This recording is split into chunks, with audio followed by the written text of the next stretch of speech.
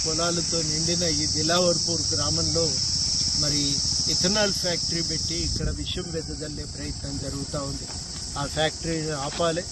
ఆ ఫ్యాక్టరీ వద్దని ఆందోళన చేస్తున్న రైతుల మీద పెట్టిన కేసులు కూడా ఉపసంహరించాలని చెప్పి డిమాండ్ చేస్తూ ఉన్నాం. ఇది ఒకటైతే, రెండవది వాళ్ళ దేశవ్యాప్తంగా కూడా ఢిల్లీలో ఉన్నటువంటి బీజేపీ ప్రభుత్వము అసమానతలను సృష్టించేది.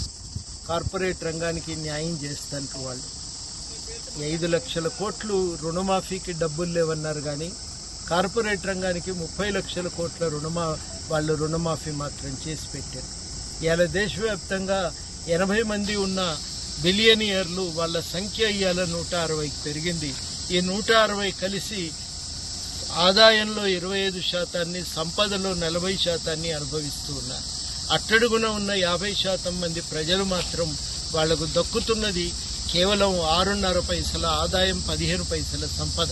ఈ వ్యత్యాసాలు పెరిగినాయి ఈ 10 ఏళ్ల కాలంలో. ఇది శాస్త్రవేత్తలు తేల్చి చెప్పినటువంటి వాస్తవం. ఈ పెరుగుతున్నటానికి కారణం ఏంటంటే ప్రభుత్వం కూడా ఆ రంగానికే మేలు చేసింది. పేద ప్రజలకు ఉపయోగపడే వ్యవసాయ బడ్జెట్ను తగ్గించారు, ఎన్ఆర్ఈజీఎస్ నిధులను కూడా తగ్గించారు. కాబట్టి ఇవాళ మనం ఈ ప్రభుత్వం మార్చి అందరికీ న్యాయం చేస్తానని హామీ ఇచ్చిన కాంగ్రెస్ను గెలిపించుకోవటం, రాజ్యాంగాన్ని కాపాడుతానని హామీ ఇచ్చిన కాంగ్రెస్ను గెలిపించుకోవటం ఇవాళటి అవసరం. ఈ మార్పు జరగకపోతే దేశంలో అసమానతలు పెరుగుతాయి, ప్రజలు మరింత ఇబ్బంది పడతారు. ఇప్పటికే నిరుద్యోగ సమస్య తీవ్రంగా విలయతాండవం చేస్తున్నది. కాబట్టి మనం ఈ విషయం మీద దృష్టి పెట్టాలని చెప్పి మేము ఇవాళ ఈ ప్రభుత్వాన్ని కోరుతా ఉన్నాం, ప్రజలను అభ్యర్థిస్తున్నాం. దీన్ని దృష్టిలో పెట్టుకొని మనందరికీ కూడా న్యాయం జరిగే విధంగా